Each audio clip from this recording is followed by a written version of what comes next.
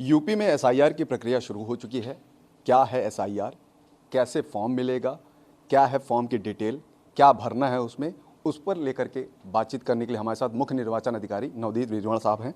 Sir, ये form है जैसा कि सामने डिस्प्ले में दिख रहा है, क्या इसमें मतदाता को भरना पड़ेगा और ये फॉर्म बीएलओज जा रहे हैं, उनको ये फॉर्म मिल चुके हैं और किन किन क्षेत्रों में ये शुरुआत की गई है, क्या पूरे उत्तर प्रदेश में ये शुरुआत हो चुकी है इसकी? 4 नवंबर से हमारे एन्यूमरेशन फॉर्म गणना प्रपत्र बीएलओस के माध्यम से घर घर जाके बंटने शुरू हो गए। अभी हमारे पास 99% फॉर्म्स के बंटने की सूचना है। कहीं कहीं से समाचार आ रहे हैं कि बीएलओ नहीं पहुंचे, तो वहां भी हम उनको पहुंचा रहे हैं। मैं आपको ये बताना चाहूँगा, जो सरल सा ये गणना प्रपत्र है, इसको अगर हम स्क्रीन पे देखें तो ऊपर हर वोटर का गणना प्रपत्र अलग है, यूनिक है, एक क्यूआर कोड है। तो इस क्यूआर कोड को हमारे बीएलओ ऐप से जब स्कैन करते हैं तो उसी वोटर का डिटेल खुलता है। तो निर्वाचक का नाम, जो आज वोटर लिस्ट थी हमारी 27 अक्टूबर 2025 को जो वोटर लिस्ट थी, उसमें जो निर्वाचक का नाम, ईपी, एपिक कार्ड नंबर, पता, क्रम संख्या, भाग संख्या, विधानसभा क्षेत्र का नाम, राज्य का नाम, ये पहले से प्रिंट होके मिलेगा, ये भरना नहीं है, पहले से प्रिंट हुआ होगा। वोटर की जो फ़ोटो है हमारी मतदाता सूची में, वो यहाँ प्रिंट हुई होगी। अब वोटर से अपेक्षा क्या है? वोटर से अपेक्षा यहाँ name and contact number of BLO छपा होगा। बीएलओ का नाम, उसका मोबाइल नंबर छपा होगा। हर वोटर को पता रहेगा उसके बीएलओ का नाम और मोबाइल नंबर क्या है। वोटर को यहाँ वर्तमान फ़ोटो चिपकाएं, जहाँ लिखा है दाईं और ऊपर, एक पासपोर्ट साइज़ का नवीनतम फ़ोटो लगाना है। जन्म तिथि सबको अपनी मालूम होती है, वो भर देनी है। आधार संख्या वैकल्पिक है, आधार है और अगर देना चाहते हैं तो इस पर लिखेंगे। मोबाइल नंबर लिखेंगे, पिता या अभिभावक का नाम लिखेंगे, उनका एपिक नंबर आज की तारीख में है तो दे दें, नहीं तो कोई बात नहीं। माता का नाम लिखेंगे, एपिक नंबर अवेलेबल है इजीली तो यहाँ लिख दें। पति या पत्नी का नाम यदि लागू हो का मतलब है, अगर कोई व्यक्ति शादीशुदा है, महिला है तो पति का नाम लिखे, पुरुष है तो यहाँ पत्नी का नाम लिख दें। और उनका अगर एपिक नंबर उपलब्ध हो आज की तारीख में जो एपिक नंबर है तो दे दें। इनमें काफ़ी चीज़ें ऐसी है जो आप नहीं भी देंगे और या नहीं अवेलेबल है तो भी आप इसको पूरा कर सकते हैं। जो ज़रूरी चीज़ें हैं वो जन्म तिथि लिख दें, मोबाइल नंबर लिख दें, माता और पिता का नाम लिख दें और फ़ोटो लगा दें। इतने से आपका फॉर्म कंप्लीट हो सकता है और इसको नीचे हस्ताक्षर की व्यवस्था है, वो हस्ताक्षर करेंगे तो ये कंप्लीट हो जाएगा। इस इन्फॉर्मेशन तो आज की इन्फॉर्मेशन है। इसके अलावा अगर हम इसको नीचे इसका अगर हम देखें तो पिछली एसआईआर में मतदाता की सूची का विवरण और इधर दाईं तरफ है संबंधी का विवरण। इस पे काफ़ी लोगों को संभवतः हो सकता है कोई शंकाएं हों, तो उसमें भी मैं थोड़ा सा इसको बताना चाहूँगा। यदि मतदाता पिछले एसआईआर, तो पिछला एसआईआर उत्तर प्रदेश में 2003 में हुआ था, बाकी राज्यों में किसी में 2002 या 2004 में हुआ था। इसी अवधि में पूरे भारत में एसआईआर हुआ था। सो पिछले एसआईआर में वोटर लिस्ट में मतदाता का जो भी डिटेल्स थी, उसका नाम क्या था, एपिक उस वोटर लिस्ट में क्या था, संबंधी का नाम क्या था, संबंध क्या था, ज़िला, राज्य, विधानसभा का नाम, भाग संख्या, क्रम संख्या, ये सारी सूचना पिछली वोटर लिस्ट 2003 से निकालनी है और इसमें डाल देनी है। 2003 की बीएलओ करेंगे? नहीं, ये कार्य वोटर का है, उसे करना है। और वोटर को अपना नाम 2003 की वोटर लिस्ट में देखने के लिए, जैसे अब ये यहाँ पे लिखा है आईटीआई, ये संख्या कुछ है यहाँ पे, ये मांगी गई है, अब 2003 में हुई थी, अब मैं आपको यही बता रहा हूँ कि ये जो इन्फॉर्मेशन है ये केवल इसके लिए मैं 2003 की वोटर लिस्ट में अपना नाम ढूंढना है। वहाँ सारी ये चीज़ें लिखी रहती है वोटर, उसमें जो लिखा होगा वो ही इसमें कॉपी करना है, कुछ नया नहीं भरना। तो काम इसमें इतना है कि अपना नाम ढूंढना है। और वोटर लिस्टें हमारी भारत निर्वाचन आयोग का पोर्टल है voters.eci.gov.in, co-uttarpradesh.nic.in co Uttar Pradesh का पोर्टल है।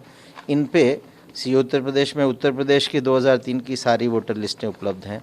कोई व्यक्ति जाए, अपना ज़िला चुन सकता है, उसमें अपनी विधानसभा, उसमें बूथ, और उस बूथ की सारी वोटर लिस्ट डाउनलोड हो जाती है। उसमें नाम ढूंढ के उसमें जो डिटेल है वोटर लिस्ट में वही कॉपी करनी है, कुछ नया जो नहीं है तो नहीं डालना। अगर व्यक्ति कहीं उत्तर प्रदेश से बाहर कहीं और 2002, 3, 4 में कहीं वोटर था जब पिछला एसआईआर उस प्रदेश में हुआ, वो ढूंढना है, तो उसके लिए voters.eci.gov.in हमारा वेबसाइट है, ऑल इंडिया लेवल का, जिसमें कोई भी व्यक्ति स्टेट सिलेक्ट करे, डिस्ट्रिक्ट सिलेक्ट करे, असेंबली कॉन्स्टिट्यूंसी सिलेक्ट करे, बूथ करे और उस बूथ की सारी वोटर लिस्ट डिटेल में डाउनलोड हो जाती है। यानी कि कोई व्यक्ति अगर उत्तर प्रदेश में बाहर से आया है तो वो इस वेबसाइट पे जा करके अपनी डिटेल यहाँ पर भर सकता है और वो यहाँ का वोटर बन सकता है। बिल्कुल आपने सही कहा। तो अंतर क्या है कि ऊपर की जो इन्फॉर्मेशन थी, माता पिता का नाम, मोबाइल नंबर, वो तो आज की तारीख में क्या है वो देनी है। नीचे में जो लेफ्ट में है वो देना है जो 2003 की वोटर लिस्ट में या किसी और राज्य में था तो वहाँ जब एसआईआर हुआ 2002 या 4, वो लिस्टें अवेलेबल हैं voters.eca.gov.in पे। अगर कोई युवा मतदाता है तो उसका नाम नहीं होगा 2003 की वोटर लिस्ट में, या किसी का नहीं मिला या नहीं अवेलेबल है, तब दायां कॉलम भरना है। और दाएं कॉलम में लिखा है संबंधी का विवरण। संबंधी से अर्थ है माता पिता, यदि माता पिता की डिटेल नहीं है तो पिता के केस में दादा या दादी में से, या माता के केस में नाना, यानी जो गार्जियन हो उनका। हाँ, तो ब्लड लाइन में जो दादा सेकंड जनरेशन तक जाएं, उनकी डिटेल उस वोटर लिस्ट में जो है वो डालनी। आज का कुछ नहीं डालना इसमें। अगर किसी व्यक्ति को नहीं मिलता नाम, अपना भी, माता पिता संबंधी का भी, तो ये कॉलम खाली छोड़ देना। और फिर नीचे ये घोषणा है। घोषणा ये है कि व्यक्ति ये घोषणा कर रहा है कि मैं पहली बार एक ही जगह नाम दे रहा हूँ, मल्टीपल जगह नहीं दे रहा हूँ, भारत का नागरिक हूँ। और अगर ये इन्फॉर्मेशन गलत दिया या मल्टीपल जगह साइन करके दिया तो फिर धारा 31 के अंतर्गत एक दंडनीय अपराध बनता है, जिसमें 1 साल की सज़ा तक हो सकती है। इसलिए बहुत ध्यान से इसको एक ही बार वोटर को भरना है, मल्टीपल जगह नहीं भरना। और फिर यहाँ हस्ताक्षर मतदाता स्वयं कर सकता है या परिवार का कोई वयस्क सदस्य कर सकता है, मतदाता बाहर गया हुआ है। अगर हस्ताक्षर करना नहीं आता तो अंगूठा लगा सकते हैं। सर, अब इसमें सवाल ये है, जैसे कोई व्यक्ति सरकारी नौकरी में है, वो सरकारी मकान में रह रहा है, उसने वहाँ पे 10 से 15 साल बिताए, अब वो रिटायर हो गया, अब वो किसी किराए के मकान में रह रहा है, लखनऊ में ही रह रहा है, लेकिन वो क्षेत्र उसका छूट गया, तो ऐसे में उसके लिए क्या है, क्या प्रावधान है? बिल्कुल ऐसे लोग हो सकते हैं जिनका वोटर लिस्ट में 2003 में कहीं नाम था, आज वो कहीं है, तो उनको यदि 27 अक्टूबर 25 को उनका नाम वोटर लिस्ट में है तो उसी पोलिंग स्टेशन, उसी एड्रेस पे एन्यूमरेशन फॉर्म, गणना फॉर्म आएगा। 2003 में जहाँ थे वहाँ की वोटर लिस्ट से नाम ढूंढ के अपनी डिटेल्स यहाँ डाल देनी है। और यदि कोई व्यक्ति इन्हीं दिनों में शिफ्ट किया है, यानी उसका नाम 27 अक्टूबर की लिस्ट में तो किसी एक शहर या एक मोहल्ले में है, अब वो उसने स्थान बदल लिया है, तो ऐसे वोटर्स को गणना फॉर्म भर के नहीं देना, बिकॉज उनका एड्रेस चेंज हो गया। ऐसे वोटर्स को 9 दिसंबर से 8 जनवरी के बीच दावा आपत्ति के पीरियड में अपना नई जगह जहाँ गए हैं वहाँ फॉर्म 6 भरना है, नया नाम अपना जुड़वाना है। तो नया नाम जुड़ जाएगा उनका उस क्षेत्र में, जिस भी विधानसभा क्षेत्र में रहते होंगे। सर, अब ऐसे में जैसे होता है कि एक ही आदमी है, जैसे अब हमारे घर का गार्जियन है, वो प्रयागराज का रहने वाला है, तो प्रयागराज में भी है उनका नाम और लखनऊ में भी है, तो ऐसे में उनको कहाँ का फॉर्म भरना है और एक जगह का जो नाम कटना है वो कैसे कटने का प्रावधान है और कहाँ जोड़ने का प्रावधान है, ये कैसे है? बहुत से लोगों को संभवतः जानकारी ना हो कि मल्टीपल जगह नाम देना, वोटर लिस्ट में एक से अधिक नाम देना, ये एक अपराध है। क्योंकि जब भी हम वोटर लिस्ट में नाम आता है फॉर्म 6 भर के, और फॉर्म 6 में एक घोषणा व्यक्ति करता है कि मेरा नाम एक ही जगह है, तो ऐसे वोटर्स जिनका गलती से, जानकारी के अभाव में, अन्य के कारण से 2-3 जगह नाम है, तो उनको सब जगह, उन सभी स्थानों पर एन्यूमरेशन फॉर्म जाएगा। उनको केवल उस जगह पर एन्यूमरेशन फॉर्म भर के साइन करके देना है जहां वो आज की तारीख में निवासरत हैं सामान्यतः, क्योंकि वहीं के लिए उनकी एलिजिबिलिटी बन रही है। अगर गलती से उन्होंने 2 या 3 जगह साइन करके या उनके परिवार के सदस्यों ने दे दिया तो फिर वो एक कानूनन एक अपराध कर रहे हैं। और इस पे जब हम लोग एक्सरसाइज हमारी ख़त्म हो गई उसके बाद हम डुप्लीकेट छांटेंगे।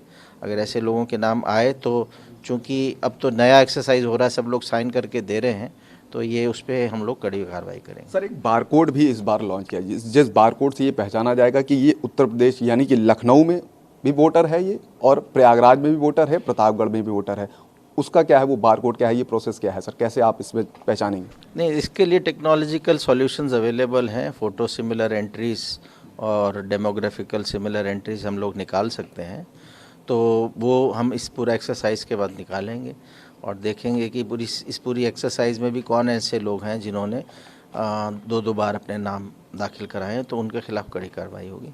ये जो बीएलओ घर घर जा रहे हैं, फॉर्म दे रहे हैं, क्या ये सर ये फॉर्म भी देंगे साथ में कि जैसे आप यहाँ लखनऊ में वोटर हैं तो प्रयागराज के, तो ऐसा भी कोई फॉर्म दे रहे हैं क्या कि आप वहाँ से नाम कटवा सकते हैं और यहाँ के वोटर बन सकते हैं? देखिए, अभी तो सिर्फ पहला जो चरण है जो 4 दिसंबर तक का, उसमें तो केवल गणना फॉर्म मिल रहा है एग्जिस्टिंग वोटर्स को, और अगर उन्होंने नाम रखना है उस जगह तो साइन करके वापस दे रहे हैं, तो उनका नाम ड्राफ्ट वोटर लिस्ट में आएगा। 9 दिसंबर को जब ड्राफ्ट वोटर लिस्ट पब्लिश होगी तब सभी वोटर्स को उसको देखना है, राजनीतिक दल भी उसको देखेंगे, उनके बीएलएस भी देखेंगे कि किसी बूथ की वोटर लिस्ट में ऐसा तो नहीं बहुत से लोगों के नाम जो रह रहे हैं वो छूट गए। सो ऐसे व्यक्ति जिनका नाम छूट गया होगा उनको फॉर्म 6 भरने की व्यवस्था है। फॉर्म 6 भरेंगे, डॉक्यूमेंट्स की फ़ोटोकॉपी सेल्फ अटेस्ट करके देंगे तो उनका नाम आ जाएगा। इन डेटों को भी बता दें सर, कब से कब तक, किन किन तारीखों में क्या क्या होगा? देखिए, पहला तो 4 दिसंबर तक महत्वपूर्ण है, सबको अपना एन्यूमरेशन फॉर्म भर के बीएलओ को दे देना। दूसरा, फिर 9 दिसंबर से हम वोटर लिस्ट पब्लिश करेंगे, ड्राफ्ट वो देखनी है उसको, और जहाँ आप रह रहे हैं वहाँ की वोटर लिस्ट देखें। नाम नहीं है तो फिर 1 महीना है 9 दिसंबर से 8 जनवरी तक, जब दावा और आपत्ति का पीरियड होता है, उसमें अपना नाम जुड़वाने के लिए फॉर्म 6 में दावा कर सकते हैं। फॉर्म 6 हमने बीएलओस को भी अभी प्रिंट करा के बड़ी संख्या में दिया है, और इसके अलावा हमारे वेबसाइट्स पे भी फॉर्म 6 अवेलेबल है, डाउनलोड भी कर सकता है कोई व्यक्ति, ऑनलाइन भी फॉर्म 6 भर सकता है। किसी का नाम गलती से आ गया, ध्यान में आया कि नहीं 2 जगह गलती से हमने अपना फॉर्म भर दिया है, तो इस अवधि में फॉर्म 7 भर के उसका नाम कटवाया भी जा सकता है 9 दिसंबर से 8 जनवरी के बीच में। जिस क्षेत्र के बीएलओ हो ये मिलेंगे, कई बार ऐसी भी शिकायतें आती कि बीएलओ मिले ही नहीं, हमारे तक आए नहीं, हम इनको कहाँ ढूंढें, तो ऐसे बीएलओस का नंबर या संपर्क करने के लिए कहाँ जाएं जो वोटर्स हैं? देखिए, हमने एक अपना हेल्पलाइन नंबर है 1950, तो हर ज़िले में उस ज़िले का एसटीडी कोड, जैसे लखनऊ है तो 0522 डायल करके 0522 और फिर 1950, यानी STD code of district and 1950 से डायल करें तो हर ज़िले में डिस्ट्रिक्ट कॉन्टैक्ट सेंटर बना है जो ऑफिस आवर्स के दौरान काम करता है। यहाँ पे हमारे लोग बैठे हुए हैं, वो इस फ़ोन कॉल को अटेंड करते हैं, कोई जानकारी चाहिए तो जानकारी उपलब्ध कराते हैं, कोई शिकायत है बीएलओ के ना पहुंचने की, फॉर्म ना मिलने की, उसको दर्ज करते हैं, संबंधित ईआरओ को बीएलओ को संपर्क करके इंश्योर कराते हैं कि ऐसे लोगों को फॉर्म मिल जाए। इसके अलावा voters.eci.gov.in वेबसाइट पे सुविधा है book a call with BLO. पहले तो उस पर आदमी जाके जब साइन अप करता है, अपना एपिक कार्ड डालता है, तो उसे अपना कॉन्स्टिट्यूंस अपना बीएलओ का नाम और मोबाइल नंबर पता चल जाता है, खुद भी मिला के संपर्क कर सकता है। अगर नहीं उठे तो बुक अ कॉल करके छोड़ दे, तो वो लोग हम मॉनिटरिंग करते हैं कि किस बीएलओ की कॉल्स अनअटेंडेड है, उनको बोलते हैं कि आप अपने कॉल्स को अटेंड करिए। तो इस तरीके से हम अपनी बात भारत निर्वाचन आयोग उत्तर प्रदेश स्तर पे, ज़िला स्तर पे पहुंचा सकते हैं। निर्वाचन आयोग की निष्पक्षता को लेकर के सवाल उठ रहे हैं, कहा जा रहा है कि यादव, दलित और मुस्लिम जो बीएलओ हैं उनके नाम काट दिए गए हैं, उनको हटा दिया गया है। देखिए, ऐसा कुछ नहीं, भारत निर्वाचन आयोग या ऐसा कोई नियम नहीं है कि कोई जातिगत हम लोग सूचना रखें। हमारे पास किसी बीएलओ, किसी ईआरओ, किसी सुपरवाइज़र, किसी डीओ की क्या जाति है इसकी कोई सूचना नहीं है, और इन ऑफिसर्स को स्टेट गवर्नमेंट्स अपॉइंट करती है। अपेक्षा भारत निर्वाचन आयोग की ये रहती है कि जो नियम है, जो व्यवस्था है, जो कानून है, उसके हिसाब से सारे कर्मचारी काम करें। यदि कोई कर्मचारी अधिकारी नियम का उल्लंघन करते पाया जाता है, गलत काम, पक्षपातपूर्ण कार्रवाई करने पाया जाता है, तो ऐसों के खिलाफ फिर कार्रवाई होती है। सर, ये भी आरोप लग रहे हैं कि दलित, मुस्लिम यानी जो पीडीए से जुड़े हैं, समाजवादी पार्टी ने आरोप लगाया कि उनका नाम काट दिया जा रहा है। कुछ बीएलओ ऐसा कर रहे हैं कि ज़बरदस्ती नाम काट दे रहे हैं उनका।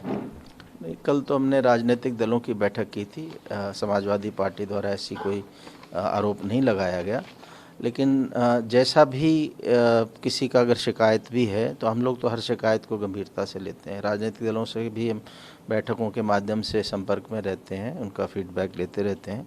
ज़िला निर्वाचन अधिकारियों को भी निर्देश यही है कि ज़िला स्तर पे भी राजनीतिक दलों के साथ लगातार वो बैठकों के माध्यम से उनका फीडबैक लेते रहें, उनकी कोई शिकायत है या कोई सुझाव है उसको दर्ज करें, और अगर हमारे काम में कोई कमी है तो उसमें कहीं ढिलाई है तो उसको ठीक करें। उत्तर प्रदेश के वोटर्स के लिए आपकी क्या अपील है सर, आखिरी सवाल? उत्तर प्रदेश में जितने भी 18 साल से ऊपर के भारत के नागरिक निवासरत हैं, उनको मैं अपील करना चाहूँगा कि आपका नाम 7 फरवरी 2026 को जो हमारे उत्तर प्रदेश में फाइनल वोटर लिस्ट छपेगी, उसमें ज़रूर आना चाहिए। और उसमें 2 चरण हैं। पहले चरण में तो जो 27 अक्टूबर 2025 को जिनके नाम थे, पहला चरण उन्हीं के लिए है कि उनको एन्यूमरेशन फॉर्म दे रहे हैं और साइन करके वापस ले रहे हैं। उनका नाम 9 दिसंबर को ड्राफ्ट वोटर लिस्ट में आएगा। 9 दिसंबर के बाद हर नागरिक देखे उत्तर प्रदेश का कि उनका नाम जहां वो रह रहे हैं वहां के बूथ में है कि नहीं, और अगर नहीं है तो फॉर्म 6 भर के अपना नाम अवश्य वोटर लिस्ट में लाएं। और ख़ास करके युवा जो 1 जनवरी 2026 को जिनकी आयु 18 साल की हो रही है, ये तो अपात्र बन रहे हैं, ये भी 9 दिसंबर के बाद अपना फॉर्म भर सकते हैं। और इनका नाम जब हम 17 फरवरी को फाइनल वोटर लिस्ट में पब्लिश करें तो ऐसे सब युवाओं का नाम होना चाहिए जो 1 जनवरी 2026 को 18 साल के हो रहे हैं। तो युवाओं से भी मेरी विशेष अपील है कि इलेक्शन में पार्टिसिपेट करना इम्पॉर्टेंट है हर नागरिक के लिए। हमारा 2027 में अगला निर्वाचन आएगा उत्तर प्रदेश में, लेकिन उसमें तभी आप पार्टिसिपेट कर पाएंगे जब आपका नाम वोटर लिस्ट में होगा। और ये इस समय अवसर है कि आप अपना नाम वोटर लिस्ट में दर्ज कराएं। तो ये थे मुख्य निर्वाचन अधिकारी नवदीप रेणुआ साहब, जिन्होंने फॉर्म को डिस्प्ले पे दिखाया और बताया, समझाया। अब आप देखिए यहाँ पर कॉलम, यहाँ पर आपको निर्वाचक का नाम, IPIC पता, क्रम संख्या, भाग संख्या एवं नाम, विधानसभा, संसदीय निर्वाचन क्षेत्र, यहाँ पर बार कोड दिया हुआ है, जिस बार कोड को यहाँ पे स्कैन करके सारी डिटेल आ जाएगी जो मतदाता है। तो ये फॉर्म आप डिस्प्ले पे देख रहे थे, इस पर मुख्य निर्वाचन अधिकारी नवदीप रेणुआ ने साहब ने समझाया और उसके बाद अपील की कि जो मतदाता हैं वो बड़ी से बड़ी संख्या में जुड़ें, और जो नए मतदाता हैं जो 1 जनवरी 2026 को 18 साल के पूरे हो रहे हैं, उनके लिए भी 9 नवंबर यानी 9 दिसंबर के बाद फॉर्म है, उसको भरें और उसके बाद वो 2027 के इलेक्शन में पार्टिसिपेट करें। कैमरा पर्सन धर्मेंद्र साहू के साथ मनोज पांडे, लखनऊ न्यूज़ 24।